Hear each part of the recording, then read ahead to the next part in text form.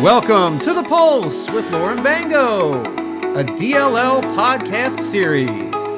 This is your place for tips, trends, and insights into the world of healthcare finance. Now, here's Lauren.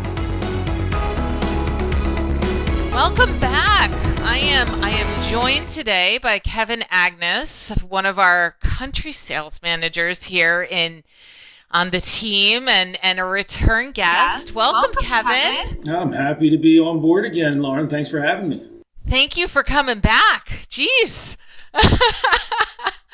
So I know that we're here today to talk about the ASC market. It's continued to grow that year. Is that correct? Is that what you're seeing? So yes, interestingly enough, the 2023, we have seen, this is through the first 6 months of the year, so through June, we can't always be up to date by the month on these things, but we have seen just over 70 new ASCs in the market. Wow, that's a lot. Yeah, so it continues to grow. We are looking to see another trend of growth in 2024. We have some reports that we often look at to see where we're going, and this growth of ASC cases is expected to come in the next few years, actually. 12% growth in the next 5 years, and actually 22% growth in the next 10. That's huge. What's driving that? So honestly, it's the key specialties in which those cases are coming in, and the number of cases and the types of cases that can be done in a surgery center setting. So we see a large change in GI, ophthalmology, and orthopedic procedures. And in 2023, we have seen that orthopedic procedures continue to drive the market in regards to the largest increases that are in there. But that is partly due to the types of cases that can be done. We're looking at total knee, total joint, spine procedures. These were not historically done in the 90s and 2000s in an ASC, but based on increases in technology and the ability of the marketplace to satisfy that within a 24-hour stay that makes it an ASC eligible, we're seeing a lot of those things coming into play. That's awesome. Yeah, so there's two factors that really run into this as to the growth of ASCs as well.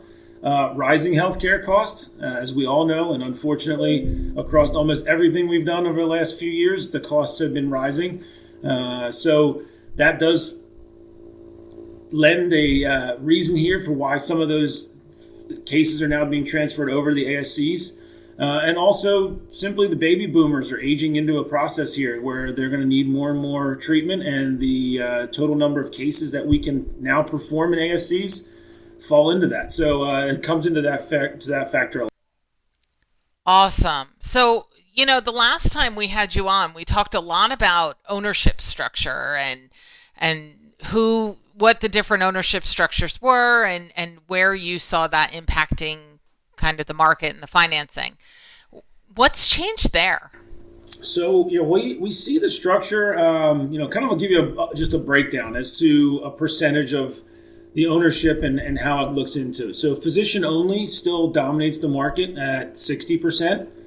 Then we have that hospital to physician joint venture model, which is approximately 17% right now. Then there's a corporate and physician, so corporate owner and physician at 13%. Corporate only, which is few and far between today, but at 5%. And then hospital only, which we don't often see. A lot of not-for-profit hospitals don't want to risk their designation at not-for-profit, so they're not going to own there. So they're mostly for-profit hospital owners that may do that in that space. And then there's a small percentage, 2% of just other that are miscellaneous. But I think one of the aspects that we tend to focus on here, of the 6,000 or so ASCs, and that's right, I said 6,000 ASCs in the United States, approximately 20% of them are managed and or co-owned by the top 5 national management companies. So just over 1,250 of those centers are managed by the top 5 management companies nationally. So there's some big names out there that a lot of our marketplace is very familiar with. United Surgical Partners, USPI as we call them. There's AmSurg, Surgical Care Affiliates, HCA, and Surgery Partners are the top 5 management companies out there. And there was a little bit of a shift. One of the other companies recently went into structure in which they would be systematically bought out by USPI through the tenant relationship. So USPI picked up a market of search center development as well. Another one that was out there, very active in the market, that had sold off a portfolio of about 200 centers over the last 3 years to USPI. So, we are looking at a large percentage of the market, I would call 20%, with only 5 operators as the managers here. But they're very good at what they do, understand the market well, understand reimbursements, know how to work the physician market to be very effective in case they do find any hardships. They can work themselves through that and get themselves out the other side. That's amazing. So circling back, you mentioned rising costs as one of the themes. It's a theme we've seen across the whole healthcare industry, really all industries, quite frankly. Can you tell me a little bit more about what's driving this cost increase, especially in the ASC market? Sure. It's a tough market to have these rising costs in. Some of the margins are, going to be impacted pretty heavily, but staffing costs are probably number one in all honesty. The labor pool has shifted. So the specialty of the labor costs that come into this have caused a higher increase in those staffing costs. Capital equipment is just becoming more expensive year over year. We went through a supply chain issue. We all know global supply chain issue over the last couple of years. We seem to be on the back end of that, but that did increase costs. Renovations to centers have all cost of materials that go along with that. Your medical devices, there's just a general increase over the last couple of years there. And then with the shift, as we mentioned earlier, some of the shift in the type of procedures going to ASCs, you have an increase in general anesthesia needs because of the total joints, total knee, spine surgeries. We see, according to the statistics, that growth is going to be about 18% in needs for general anesthesia. So you got to understand that that also comes with a little bit of labor issues because there's shortage of anesthesia providers that then can provide this.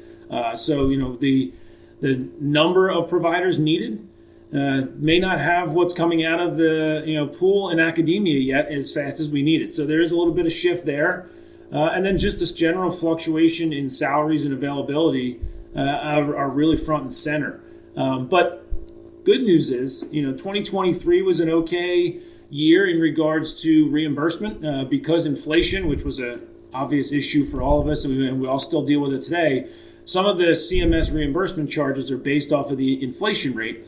So in 2023, we saw a good number. But as we're starting to see the economics in a more macro perspective normalize in inflation for 2024, Fed has done its tightening over the last 2 years. And if I've listened to Johnny Finance on these before, he's talked about the macroeconomics. And that does play into CMS as well for reimbursement on ASCs. So we will see a little bit of reduction in inflation in 2024, and that also may coincide with how the reimbursement is going to come in as well. Okay. And I'd say finally, Lauren, I don't want to cut you off here, but one of the big things we are seeing too, the providers are going to capital equipment and med devices more break fix. So what I say by that is when it goes down, they look to replace. This year, capital was king, and I think we're looking at many of them utilizing their equipment to the full extent that they can until its useful life. And there's not as many upgrades going on in the marketplace. Some of the providers have not turned over the technology. We are seeing that start to happen. So you are looking at a trend here where capital equipment and decisions on capital equipment are going to become first and foremost as you move forward. Okay, so if I understand you correctly, equipment purchases for upgraded technology or even expansion slowed because of these cost pressures. But they still want and need that. So you're mentioning that you expect that to become front and center. What are some ways that our partners are able to use financing, which is what you and I do all day, to help their customers get that new equipment they need when maybe the surgery centers are not quite there from a full capital, place? Sure. And I think, one that we are seeing, and because the technology turns are anticipated over the next 2 to 4 years, I think fair market value leasing is a great play in this marketplace. You're looking at the benefits of fair market value leasing. It's cash flow conservation.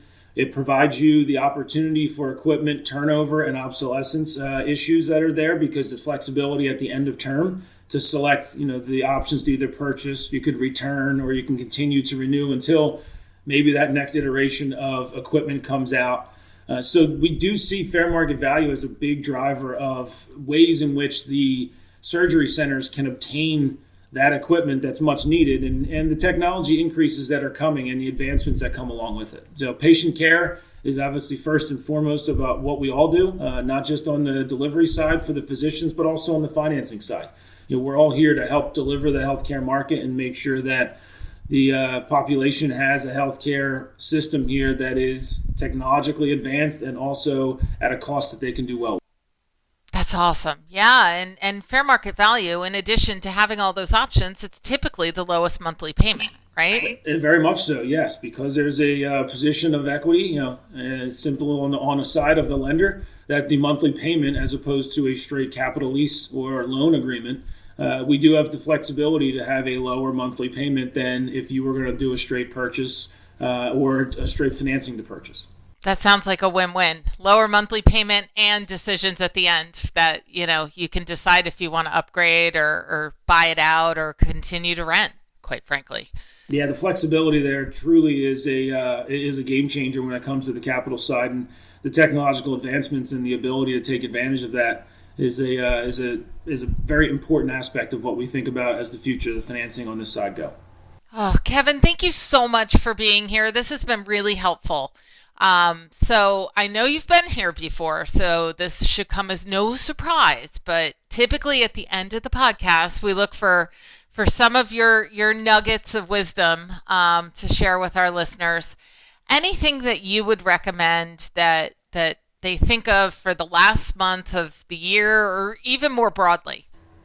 Sure, and I'll do a quick shout out to the previous one that we did, Lauren, a couple months ago. And the ownership structure of ASCs are predominantly limited liability corporations, LLCs, and in that model or corporate structure, distributions are what drive the force here. So, in my mind, the distributions, when you utilize financing, cash is king. You're not utilizing your capital outflow.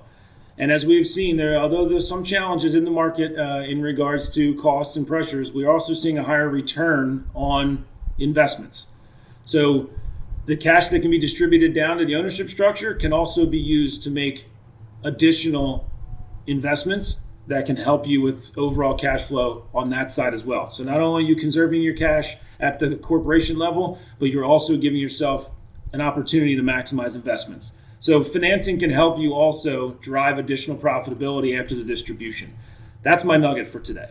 Amazing. I love it. Thank you again for being here. Always a pleasure, Lauren. Thank you so much for the opportunity. Thank you for listening to The Pulse with Lauren Bango, a DLL podcast series. The opinions expressed in this podcast are solely those of the participants.